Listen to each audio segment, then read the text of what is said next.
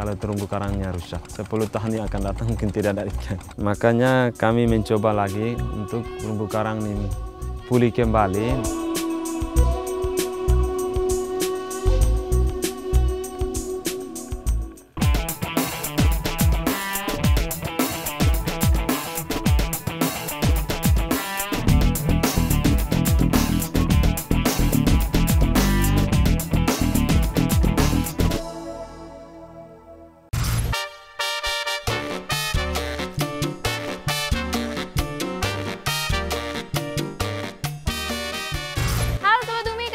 Sama Nadia di Bumi ke-1.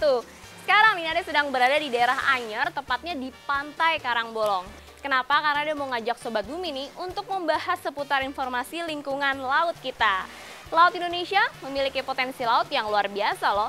Ini terbukti Sobat Bumi, Laut Indonesia merupakan wilayah marine mega biodiversity terbesar di dunia. Nah, ngomongin seputar potensi laut nih, terumbu karang menjadi salah satu primadonanya. Dan ada banyak dengar nih orang bilang surganya terumbu karang itu ada di Indonesia. Nah, tapi Sobat Bumi sangat disayangkan nih keadaan terumbu karang Indonesia saat ini mulai mengkhawatirkan disebabkan oleh perubahan alam maupun aktivitas manusia. Gak mau dong terumbu karang di Indonesia semakin rusak, makanya di episode kali ini Sobat Bumi akan banyak dengar tentang info rehabilitasi terumbu karang. Seperti apa info lengkapnya? Saksikan ya liputannya.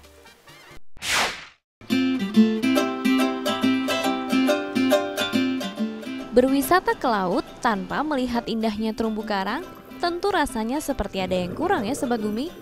Terumbu karang memang menjadi satu potensi laut Indonesia yang banyak dikagumi. Banyak yang bilang surganya terumbu karang ada di Indonesia. Khususnya daerah timur Indonesia yang menjadi satu wilayah segitiga terumbu karang atau coral triangle.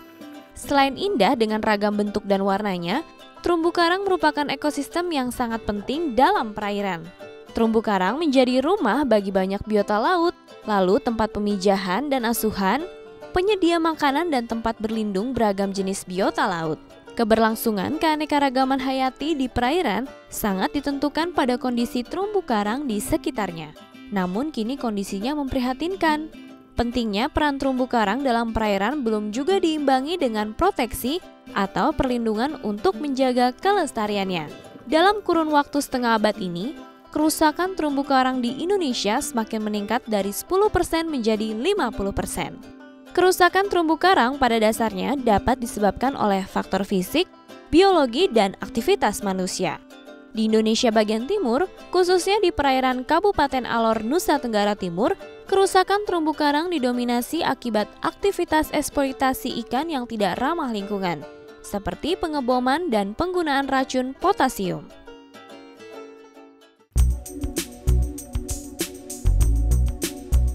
Banyak hal yang menjadi permasalahan untuk ekosistem terumbu karang ini sendiri. Permasalahan yang pertama adalah masih adanya aktivitas penangkapan ikan yang tidak ramah lingkungan. Seperti adanya penggunaan bom untuk menangkap ikan, kemudian adanya pukat, kemudian penggunaan potasium.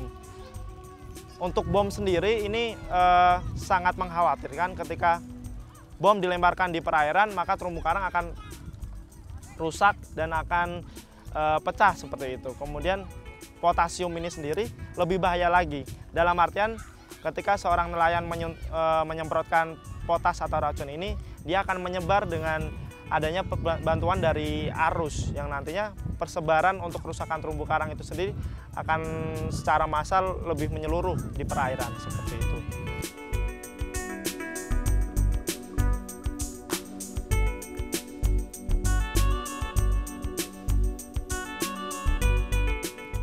Pada saat tahun 80-an itu masyarakat kebanyakan di Pulau Kangge ada yang memakai pemoman dan potasium, dan masyarakat di Pulau Kangge pada saat tahun 90-an, pada saat itu masyarakat semua pada memasang rumput laut dan bom dan potasium diberhentikan.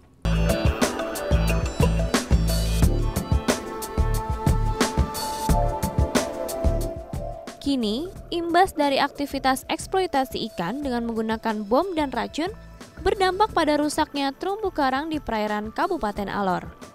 Hilangnya rumah bagi ikan dan biota karang lainnya mengakibatkan produktivitas perairan Alor menurun pesat. Kepraktisan sesaat justru mengakibatkan dampak berkepanjangan. Kita mendapat laporan dari warga sekitar di Pulau Kangge, aktivitas pengeboman ini menyebabkan terumbu karang hancur, produktivitas ikan berkurang dari hari ke hari, jadi mereka kesulitan untuk mendapatkan ikan dengan kegiatan memancing seperti itu. Sekitar tahun 94-95 itu kita setengah mati untuk cari ikan. Karena ikannya dibom semua pada saat itu. Jadi kita nelayan untuk memancing itu harus lari ke tempat yang macam di Pulau Kambing, Pulau Rusa. Tidak seperti kayak macam dulu, kan kita bisa mancing di pinggir-pinggir sini bisa dapat ikan dalam satu hari 30-20. Sekarang agak susah sekali.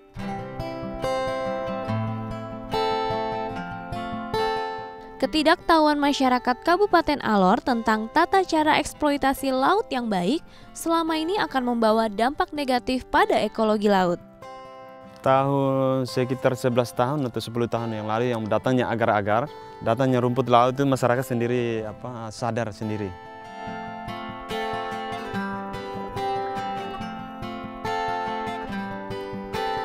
Pentingnya karang itu kan dia bisa menahan ombak.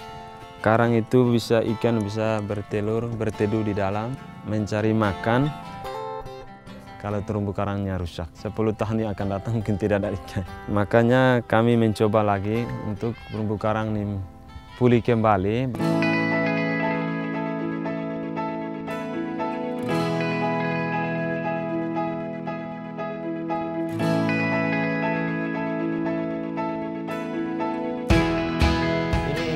Dari WWF ini Om, jadi kami ada rancangan program rehabilitasi terumbu karang dengan memanfaatkan batuan kapur yang kemudian kita taruh di perairan, kolom perairan laut untuk kita susun dijadikan rumah ikan seperti itu. Bangun rumah ikan, kita susun baik-baik di dasar, di lokasi yang dibom itu, kemudian harapannya bisa jadi tempat tumbuhnya karang untuk nanti kemudian rantai makanan di situ bisa terjadi lagi begitu. Kira-kira bisa tidak ya masyarakat kita ajak untuk bangun rumah ikan ini dengan batu kapur? Masyarakat ya Bisa ya Pak.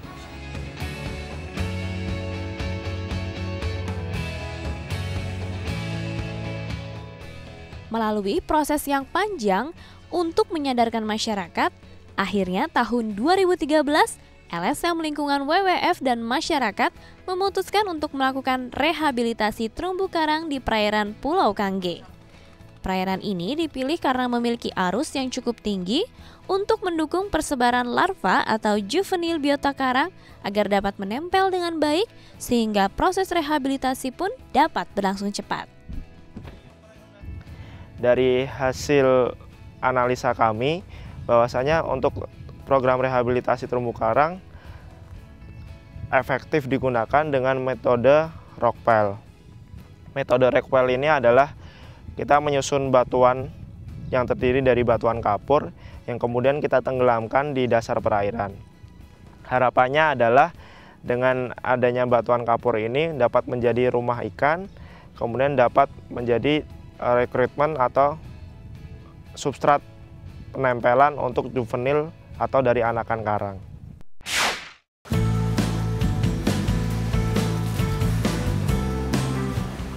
Sobat Bumi, rehabilitasi karang memang banyak dilakukan ya untuk memperbaiki kondisi karang yang rusak. Nah, banyak metode yang dilakukan nih untuk merehabilitasi terumbu karang dengan berbagai cara. Contohnya saja seperti penanaman karang buatan atau bisa disebut juga dengan transplantasi karang. Lalu bisa juga nih dengan membuat rumah ikan dengan menjatuhkan berbagai material seperti besi, beton, kayu, dan banyak lagi. Nah, di episode kali ini Sobat Bumi kita juga membuat rumah ikan, tapi dari media yang berbeda, yaitu dari batu kapur. Contohnya saja seperti yang di belakang Nadia ini, Sobat Bumi, ini merupakan salah satu contoh dari jenis batu kapur. Jadi rockpel ini merupakan tumpukan susunan dari batu kapur yang dibentuk menjadi rumah ikan sebagai tempat menempelnya larva atau juvenil biota karang. Nah, karena ketersediaan batu kapur yang melimpah di Pulau Kangge, itu menjadi metode yang tepat banget untuk dipakai di sekitar perairan Pulau Kangge tersebut. Nah, bagaimana bisa ya Sobat Bumi, batu kapur yang disusun tersebut menjadi media untuk merehabilitasi terumbu karang. Nah, mau tahu info lengkapnya, saksikan ya liputannya.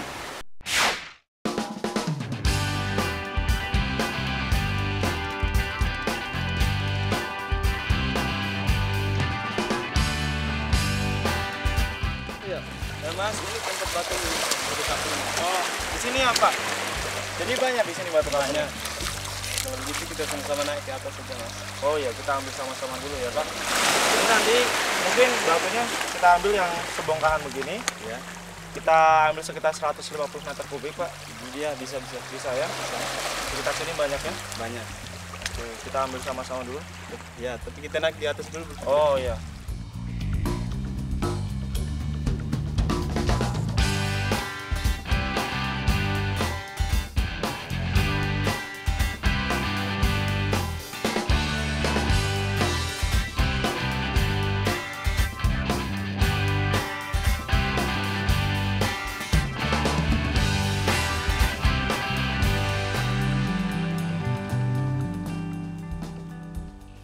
Batu kapur ini yang bisa dilihat di belakang ini merupakan media yang kami rasa bisa dan mendukung untuk adanya rehabilitasi dari terumbu karang.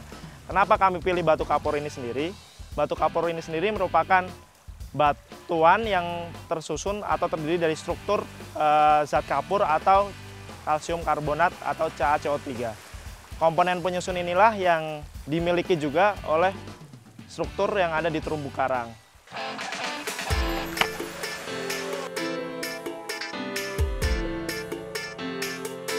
Jadi sebelum melakukan pengambilan batu kapur ini untuk rehabilitasi terumbu karang, kami sudah melakukan diskusi dengan pemerintah terkait yaitu BLHD, Badan Lingkungan Hidup Daerah, kemudian juga dengan masyarakat sekitar untuk nantinya beberapa batu kapur yang akan kita ambil untuk dipindahkan di perairan ini tidak mengganggu kestabilan ekosistem yang ada di darat. Dan juga laporan dari masyarakat sekitar di Pulau Kangge ini bahwasanya batuan kapur ini cukup melimpah dan merata hampir di sekeliling Pulau Kangge.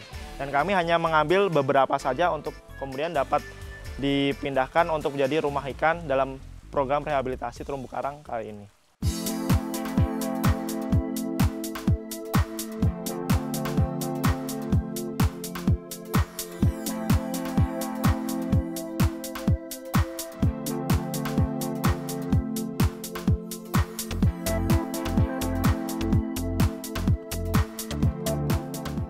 Ya, jadi kita sudah sampai di lokasi rehabilitasi terumbu karang dengan metode rockpile. Batu akan dijatuhkan terlebih dahulu ke dalam perairan yang sudah kita pastikan bahwa perairan itu aman ketika batu itu jatuh. Kemudian di dasar perairan, setelah batu ini terkumpul, akan kita susun ulang membentuk bongkahan persegi dengan ukuran 4 x 4 meter dan tinggi 1 meter. Oke, yuk mulai Om Dar. Siap? Siap.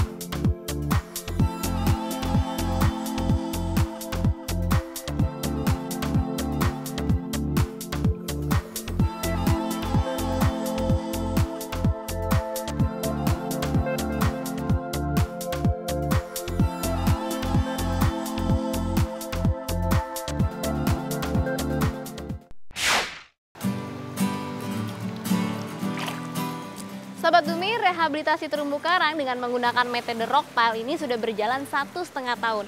Rockpile yang awalnya merupakan tumpukan batu kapur, kini telah berubah menjadi ekosistem dan rumah bagi banyak biota karang.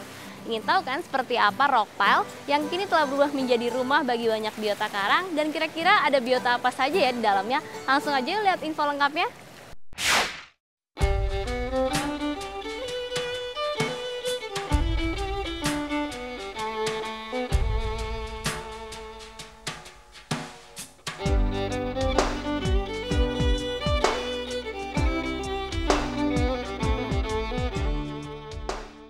Sobat Bumi, melakukan upaya rehabilitasi terumbu karang tidaklah mudah. Bukan hanya sekedar teknis yang dibutuhkan, kesadaran masyarakat juga perlu dibangun guna mencegah terjadinya keberlanjutan perusakan terumbu karang. Rehabilitasi terumbu karang di Pulau Kangge bukan hanya sekedar kegiatan sesaat. Pembuatan konstruksi rock pile hanyalah merupakan langkah awal. Bagian terpentingnya justru ketika kita melakukan upaya monitoring atau pengecekan untuk memastikan metode ini berhasil dilakukan.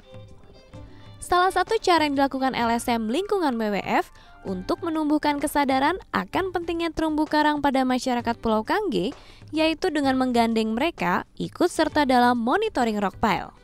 Om Darwin pun menjadi ketua kelompok monitoring kali ini. Setiap minggu, Om Dar, sapaan dekatnya, rutin melakukan pengecekan rock pile untuk melihat apakah rock pile aman dari nelayan-nelayan nakal yang masih suka melakukan penangkapan ikan dengan cara pengeboman. WWF pun turut serta dalam proses monitoring untuk mendata tingkat keberhasilan dari metode rock pile dan mengetahui biota karang apa saja yang sudah bersimbiosis di dalamnya.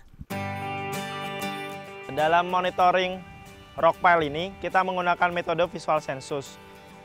Dalam artian kita melakukan penyelaman di daerah rock pile itu, batuan kapur tersebut. Kemudian kita lihat apakah sudah ada rekrutmen karang baru yang menempel pada substrat batuan kapur tersebut.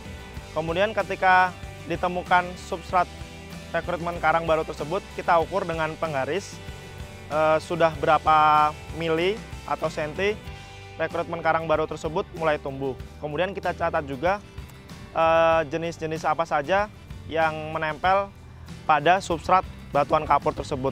Apakah itu karang keras, ataupun rekrutmen karang baru, ataupun biota-biota yang menempel, yang itu bisa kita jadikan informasi untuk indikator keberhasilan dari rock pile ini sendiri.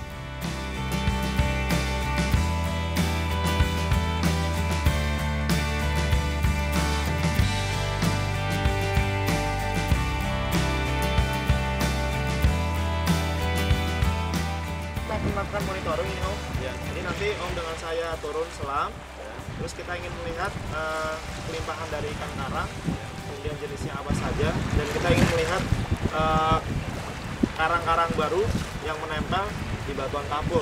Kita akan melihat jenisnya apa saja, kemudian akan kita ukur dia sudah pertumbuhannya berapa mili atau berapa senti. Ya. Kira-kira perarainya bagaimana Om? Cukup berarus kan? Ya. Sore ini? Ya, arus juga lagi. Harus gitu ya, lumayan ya. Jadi nanti kita turun, hati-hati ya Om. Ya. Kita berdua turun, kita lakukan pengamatan. Ya. Kita sudah selesai, kita naik ke atas.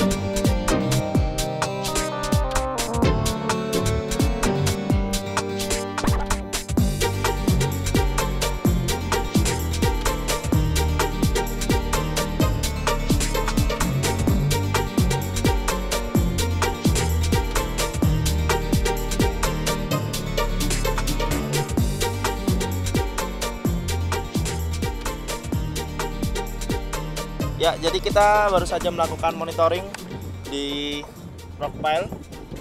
Banyak rekrutmen karang baru yang kita temukan.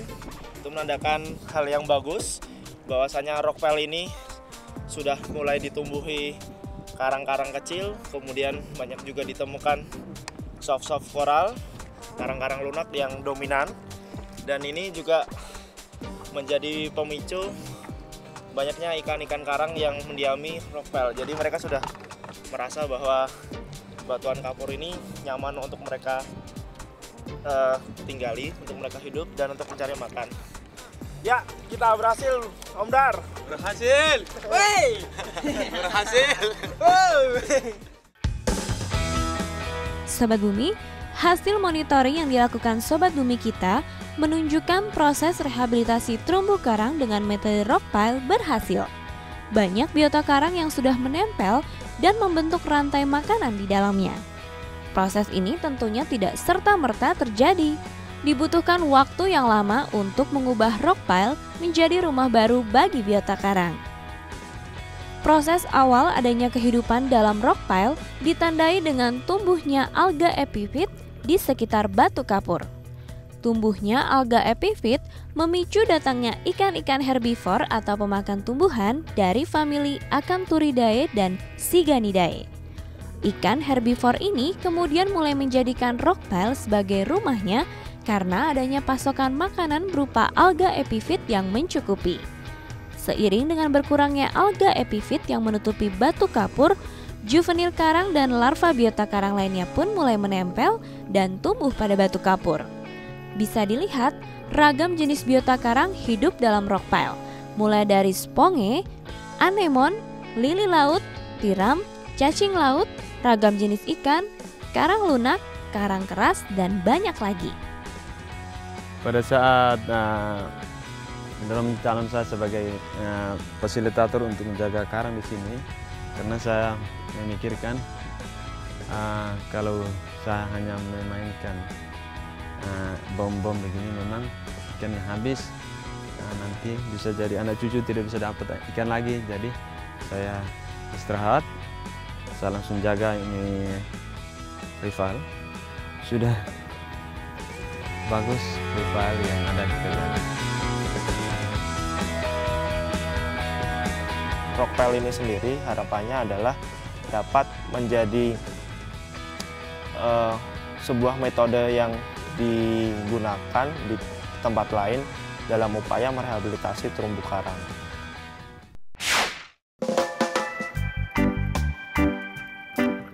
Sobat Bumi, mungkin banyak dari kita yang mengira terumbu karang ini hanya dijadikan objek wisata indah saja di laut. Kita tidak pernah memikirkan nih betapa besar sih manfaatnya terumbu karang bagi perairan. Nah, semoga nih dengan episode kali ini bisa menginspirasi Sobat Bumi untuk ikut serta dalam konservasi atau merehabilitasi terumbu karang. Nah, sebenarnya caranya sederhana nih Sobat Bumi. Mulai sekarang, Sobat Bumi bisa disiplin nih dengan tidak membuang sampah sembarangan atau bahan pencemar lain ke dalam lautan. Dan Sobat Bumi tidak boleh nih membeli ikan dan karang hias yang tidak bersertifikat. Kenapa? Karena ikan dan karang hias yang tidak bersertifikat ini berarti diambil secara ilegal Sobat Bumi dari perairan. Dan satu lagi nih, Sobat Bumi tidak boleh menyentuh atau menginjak terumbu karang jika berwisata ke daerah terumbu karang. Nah, buat Sobat Bumi semua nih yang belum follow Twitter Bumiku1, langsung aja follow di @bumiku1.tv. Ditunggu ya info-infonya, pastinya masih seputar lingkungan. Dan saksikan terus episode lainnya setiap hari Minggu jam 5 sore. Pastinya hanya di Dai TV. Nadia pamit dulu ya. Bumiku1, lestarikan selalu. Dadah!